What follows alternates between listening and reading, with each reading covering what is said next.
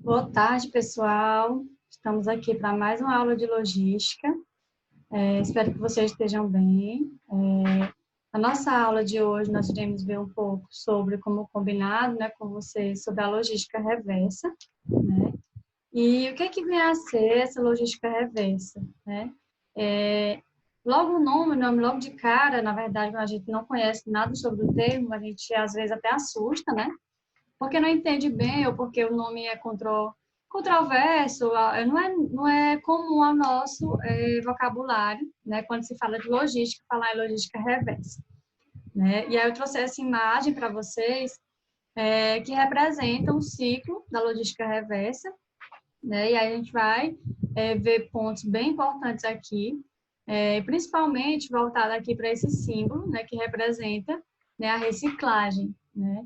E aí a gente vai ver que na logística reversa, né, resumindo, né, é quando você, né, vende o produto, vamos ver aqui no ciclo, é quando você tem uma indústria fabricando um produto, né, e essa indústria, ela entrega o produto para o distribuidor, dessa distribuição chega ao varejo, né, vai para o consumidor realiza, né, o descarte desse produto, e aí vai para a coleta seletiva, né, que dentre muitos pontos importantes para se trabalhar na logística reversa, né, de certa forma a gente já faz a logística reversa mesmo sem perceber, principalmente quando você está fazendo aquela separação do lixo, né, dos resíduos sólidos, resíduos alimentícios e tudo mais.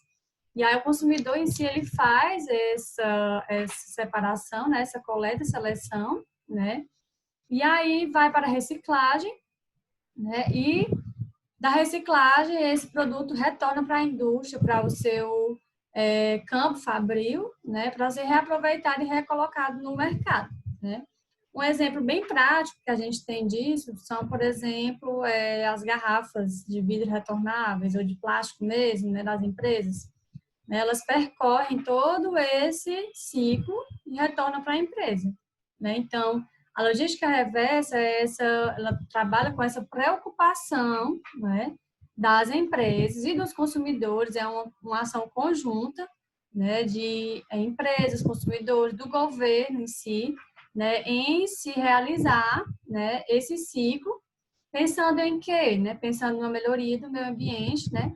E em um menor desgaste, né, da natureza em si, né? Pensando se realmente no futuro, né, nas gerações dos filhos dos nossos filhos, digamos assim, né? Então, o que seria essa logística reversa, né, em termos conceituais?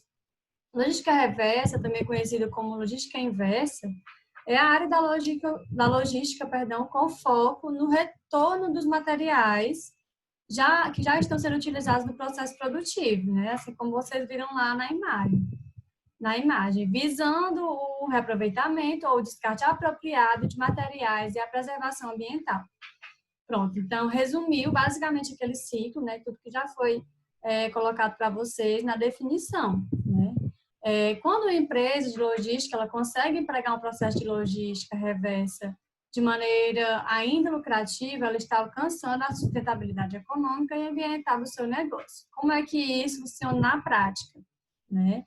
Nesse momento, quando eu cito esse exemplo aqui para vocês, quando se fala principalmente de empresas que trabalham, né, com esse processo e ainda conseguem lucrar. Como assim lucrar? Lucrar no sentido de reaproveitar determinado material, determinado produto, para que ele seja investido novamente no processo, né, produtivo e não seja visto como um prejuízo, como foi o exemplo das garrafas e também há outros exemplos, dos pneus, né?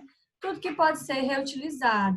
A indústria de papel também, né? Então, todos os materiais, né, que podem ser reinseridos no processo produtivo de um novo produto ou de um novo local, ele vai estar influenciando na logística reversa, trazendo lucro, né? E aí a gente vê também, outro ponto importante da logística reversa, a parte a parte da legislação, certo? Então, como é que funciona aqui, né, essa parte da legislação? segundo o artigo 3, do parágrafo 12, né, da lei 12.305, essa lei foi criada especificamente, né, para esse ponto específico e trata da logística reversa, certo? Que consiste em um instrumento de desenvolvimento econômico e social caracterizado por um conjunto de ações, procedimentos e meios destinados a viabilizar a coleta e restituição dos resíduos sólidos, principalmente voltado para o setor empresarial, né? Não é um problema, né, digamos assim, uma causa, né, a se abraçar apenas a população, né? De nada adianta eu, como consumidor, fazer a minha parte, né, colocar os meus resíduos todos separados, né, se na minha região eu não possui, não existe um tratamento desse lixo, né? Então é um trabalho que tem que ser feito realmente em conjunto, né? E aí ele fala, né, também da destinação final do ambiente. As empresas, né, a gente tem que cobrar das empresas, nós como consumidores e sociedade, uma forma de descarte. Por exemplo, produtos que trazem dentro da sua composição algo que seja radioativo, como pilhas, baterias, notebooks, celulares, né, antigos que tem a bateria, né, que a gente sabe que não faz bem. Está em contato direto com aquele tipo de material, então ele tem um descarte específico, né? Ele não pode ser jogado simplesmente nos lixões, né? Porque a gente sabe que dos lixões, quando acontece as chuvas, vai para lençóis freáticos e vai contaminar o solo, contaminar a água, né? E tudo aquilo acaba voltando para a gente, né? Então, a logística reversa, ela tem um foco especial nisso, certo? Então, a logística comum, ele faz aqui uma comparação para vocês, que a logística comum é um conjunto de estratégias e ações para produzir e entregar os produtos, não é isso?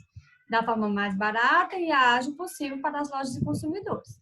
Logo, a logística reversa, ela é um conjunto de estratégias e ações para recolher, certo? Recolher esses produtos utilizados da forma mais barata e ágil possível, né? Então, existe certo? Esse complemento, né? Digamos assim, a logística comum, ela visa entregar e a logística reversa, ela visa recolher, certo? E aqui, gente, tem um nome que vocês sempre vão ouvir ele quando vocês falarem falarem e ouvirem de falar de logística reversa, quase não sai. Política Nacional de Resíduos Sólidos, né? Que a gente é comum chamar de PNRS, né? Que é justamente aquele artigo, aquela lei, né? Que acabou de ser comentada aqui para vocês, certo? Legislação, né, tem que ser cumprida, né, pela sua empresa. Nós, como administradores, temos que estar atentos às legislações, como consumidores e como sociedade, né? E como é que funciona, né, essa logística reversa, né? Quais alguns exemplos que a gente vê, né, que estão sendo praticados pelo mercado? Para que você, né, consiga fazer essa logística reversa funcionar, você tem que praticar alguns pontos, certo? Você como administrador, você como pessoa responsável, né, pela logística reversa. O primeiro passo de todos é incentivar os usuários finais, ou seja, quem são os usuários finais? Lembra do ciclo lá atrás? Né? Vamos voltar aqui para a gente ver. Ó. A indústria, distribuidor, varejo, quem foi o usuário final? Fomos nós, consumidores, né? Então, incentivar, certo? Incentivar as pessoas, né, a realizar o descarte correto desses produtos, né? E aí, toda aquela propaganda voltada, né, para retornar, aqui ele dá um exemplo, certo, para vocês. É um esforço da empresa para melhorar a logística reversa, certo? Os resíduos, eles devem estar em um único local para que seja feita essa coleta otimizada, né? Então, por exemplo, se a empresa de pneus, uma empresa de pneus, por exemplo, né? Deve se alinhar com todas as lojas que elas recebam esses pneus. Ou seja, se você vende, você recebe de volta, né? Para quê, né? Além de fazer mal para o meio ambiente, né? O descarte incorreto dele, né? Pode ocasionar muitas outras doenças, né? Como a gente pode citar nesse período agora, final de inverno, né? A dengue, né? Se você deixar muitos objetos, até pneus mesmo jogados em locais inadequados, vai acumular e vai trazer muitas doenças, né? Como a dengue, que é uma das mais ativas nesse período depois do inverno, né? Então, os usuários eles devem receber essa orientação, né, das lojas, e de preferência com todos os meios de contato disponíveis, né? Acabou de vender, já explica como recolher, certo? Então, incentivar os usuários finais. Outro ponto importante, né? Adicionar uma rota de coleta à rota de entrega. Como assim? Da mesma forma que você faz a sua entrega para os seus, através da distribuição, né? Para chegar lá no varejo, você também, como empresa, indústria, você vai fazer o recolhimento desse produto. Né? Os caminhões, quando terminam a sua rota de entregas, eles devem voltar para o depósito, não é isso?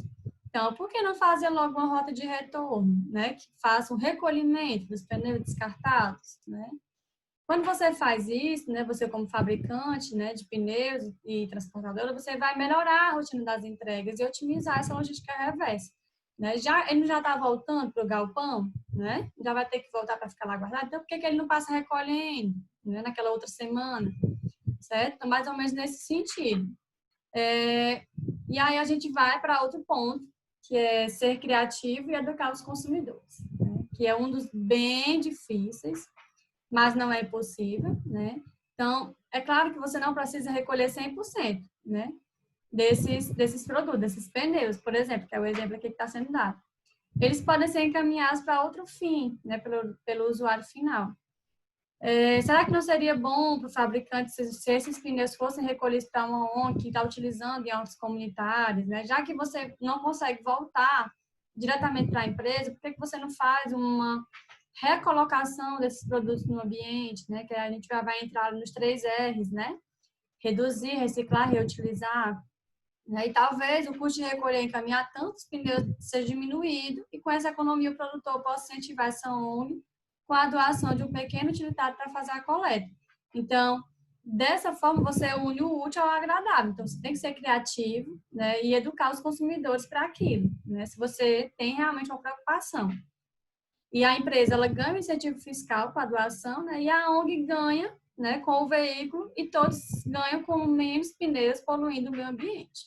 Né? Então, como diz o ditado, 2 coelhos numa cajadada só. Então, você, fora essas ideias, tem muitas outras, né, que podem surgir, mas esse é só o exemplo que está sendo dado para vocês.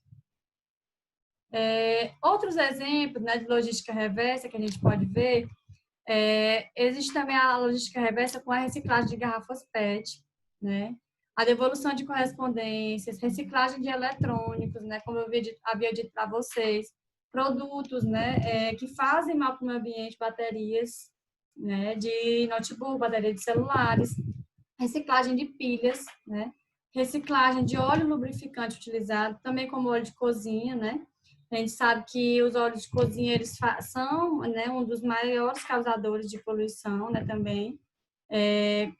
Fora o gasto, né, que vai ter excessivo, né, com relação a isso, reaproveitamento, né, de óleo para produção de sabão, né, de detergente, entre outros.